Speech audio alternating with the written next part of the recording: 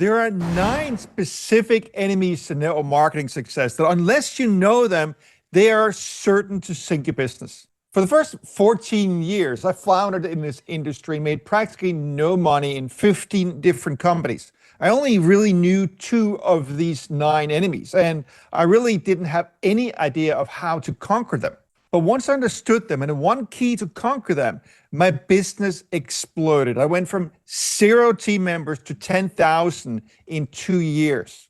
And I became number 1 in Europe in 3 different companies. So in this video, I'm going to tell you the 9 enemies, but very important to understand that if you don't know them, you're almost certain to fail, because it's like if you're going on a journey and there's going to be obstacles that nobody told you about. Let's say suddenly you're standing in front of a big mountain that nobody told you about. Well, you're almost certainly going to be quitting because you're going to be unprepared. You're not going to have the tools to it. But if you knew it ahead of time, you'd be able to prepare, train, and get the right tools.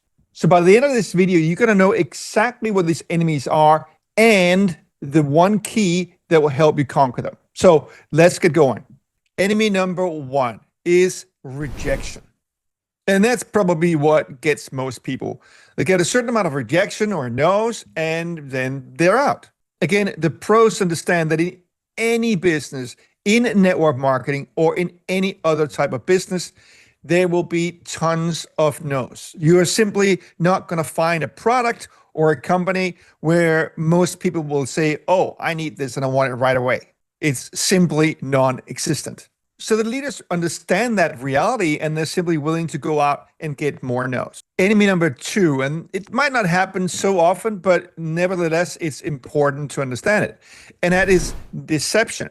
What it means is that some people hide their true intention when they, for example, say, oh, this sounds amazing. Let's meet for coffee.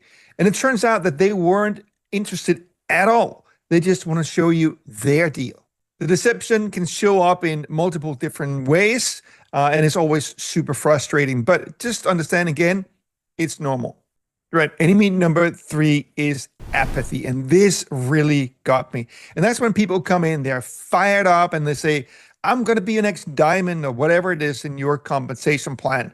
And you're so excited. You start working together, and suddenly they just disappear. They just give up. That is so super frustrating. I used to take it so personally. But again, if you understand that that is completely normal, and you just have to keep on going and find a few people that really want to go with you to the top, then it's just part of the business. Complaining about it, crying about it is like complaining and crying about the rain. It's going to happen. So just bring an umbrella. Enemy number 4 is general negativity from friends and family. This one was also super frustrating for me, that my friends and family didn't support me in this. I've actually made a specific video about how to handle negativity from friends and family and potentially turn them around. So make sure you subscribe to get that video soon. But let's move on to enemy number 5. And that is ups and downs. And there's 2 types of ups and downs, actually. There's a type where you prospect, you go out and talk to a lot of people, and nothing seems to be happening for weeks. You might be talking to 10, 15, 20 people. You barely get any interest. It's like going through a desert, but I guarantee you, if you keep on going, you will find that oasis. I've had periods where I didn't sign somebody up for 6 weeks, and then literally signing up 3 people, 4 people in 2 days. Again, you just have to keep on going. Now, the second type of ups and downs is also super important to understand, because in the beginning, your points will be affected a lot about your own activity, because if your team is small, obviously it's up to you to go out there and create the volume. So you might see that in 1 month, you have 10,000 points in your team, and then the next month you're down to 1,000 or 2,000. I've seen this so many times happening for people, and then they think that the business is falling apart. No, it's completely normal. And one of the things that people do wrong here is that they go out, they sign up 10, 15 people or something like that, and the business goes really well, and they're super excited. And again, next month, volume is down, because often what happens is that people that are beginners, they expect their team members to immediately start doing something. So they themselves will stop prospecting and recruiting while they're waiting for the team members to do something. And then when it doesn't happen immediately, they think this business is not working. Now, especially in the beginning, you have to keep on recruiting, and it'll take some time for your team members to catch up, learn the system, build the belief. And trust me, if they see you stop doing something, they will certainly also stop doing. Keep on going, create the proof for them that they need, and they'll get the belief, and then they'll get the skills in the process to keep on going and going out and actually build a team. The bigger your team becomes, the less the fluctuation is from month to month. But in the beginning, it's going to be up and down constantly like a roller coaster, and it's super frustrating. But that is what leaders accept and embrace as part of the game. Network marketing enemy number 6, and this is really insidious. It gets a lot of people, and that is comparing your growth to other people. So in the beginning, people will often get in, they're fired up, they come to the team trainings, and then after a while, they see all these people that are recognized, they hit the ranks, they make money, and they themselves are not growing that fast. And then something very dangerous starts to happen. They start to become embarrassed about their own growth or lack thereof. And this is literally the beginning of the end. Do not compare your own journey to somebody else's. You don't see what they did before. You don't see how many network marketing companies they've been part of, how skilled they are. In the beginning, they might have been much more hopeless. They might have grown much slower. But we always have a tendency to see all those people just flying and think that there's something wrong with us for not doing it in the same speed. Trust me, there is nothing wrong. Give yourself the time to learn the systems, learn the trade and the skills, and develop a character that it takes to grow a big business. Stop the comparison and simply focus on one more step and learning one more thing. And I guarantee you, you will get there. Enemy number 7, and this is a big one. You've got to get this one, and it's problems in your company. Now, beginners, they want the companies to be absolutely perfect, snow white, no problems, no bad baggage, and no challenges at all. Now, I can tell you that company doesn't exist on the planet. Okay, maybe you're brand new and haven't run into problems yet, but I guarantee you, you will.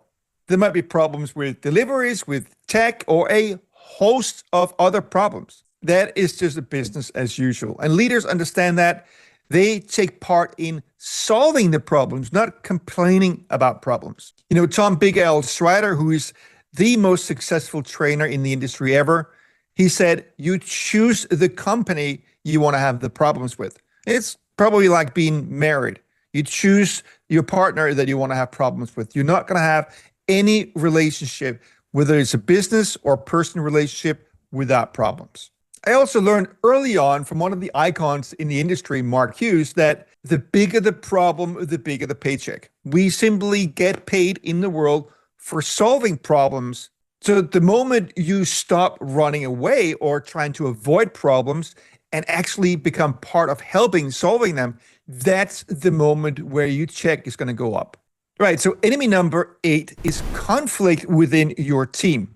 It could be a clash between leaders in a team, or it could be people showing up to events and they're simply behaving in a way that is inappropriate. Now, as your team grows, it's more and more likely these things are going to happen. And this is a time for you to step up as a leader and solve these things. Sometimes you have to get people to work together, but sometimes you also simply have to actually get rid of some people. I've had people that I simply asked them to stay away from the events because they were too disruptive. So we're at the last enemy number 9. But after I share this, I'm going to share a principle that'll help you handle all of these problems so you can become the leader and generate the income and freedom that you really want in network marketing. So with that, let's look at enemy number 9. And thankfully, it's not something that everybody actually encounters. And that's less than ideal uplines. You know, people in network marketing are just normal people, and some of those are a-holes, but some of them also just have big egos and not necessarily as competent as they would like to look like. A lot of people have used that as an excuse to quit a network marketing company, but why not do this thing? Simply go up, go further up over your upline to find other uplines above and go further up. That's actually what I did in the first company I succeeded with. My immediate uplines were actually wonderful people, but they weren't that competent. So I went further up, and then I went further up, and then I went further up all the way to the co-founder of the company. I also realized that my uplines had certain limitations. So I went out and hired a coach outside of my company. And only when I started working with these top people, there was a shift happening in me. And I understood finally what this business was about and how to do it. And that's when I grew a team of 4,500 people in a year, pretty much retired after 9 months. And that team grew to 10,000 in 2 years. So I promised you, once I told you all these enemies, I would give you the one key that will help you conquer them. And this is really what separates ordinary people who loses money in network marketing from the people who become wildly successful. See, successful leaders, they focus on what's called controlling the controllables. And if you look at all these 9 enemies, they have one thing in common, and that is they're outside of your control. You can certainly affect the amount of no's by improving your skills, but you cannot control it. Again, you can improve your leadership skills to decrease the amount of people that drop out of your team, but you cannot control it. And here's the thing. Leaders focus on controlling the controllables, and there are really only 3 things that you can control. And that is your attitude, your actions, and your skills.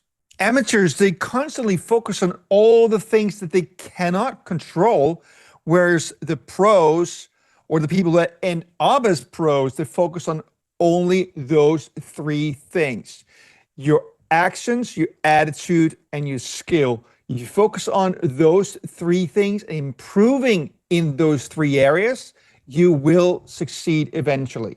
So now that you know these enemies, you have a better chance of succeeding, but there's tons of mistakes that you can make on the journey to become a top leader in network marketing. So I made a video for you about some of these mistakes that destroy trust and duplication in your team. Go watch it right now. I'll see you in the next video. Bye for now.